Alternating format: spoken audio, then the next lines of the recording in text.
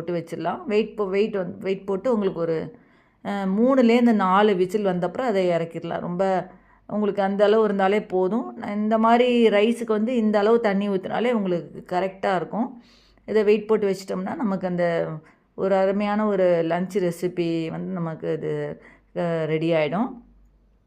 இப்போ இந்த இடத்துலலாம் பார்த்தீங்கன்னா, இங்கே தான் நான் ஆயில்லாம் வச்சுருக்கேன் பாருங்கள். இந்த சைடில் இந்த மாதிரி பாட்டில்ஸ் தான் கிடைக்கும் ஆயில்ஸ்க்கெலாம்.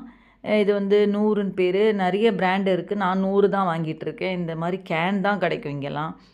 அதை வந்து நான் வேறு ஒரு பாட்டிலில் அதை வச்சுப்பேன். இங்கே வந்து சுகரு, அப்புறம் பார்த்தீங்கன்னா இதெல்லாம் வச்சுருக்கேன். எல்லாமே போன்விட்டா அந்த இதெல்லாமே இந்த சைடில் தான் வச்சுருக்கேன் நான். இது வந்து ஃப்ரீசர் உள்ளே வச்சுருக்கேன்.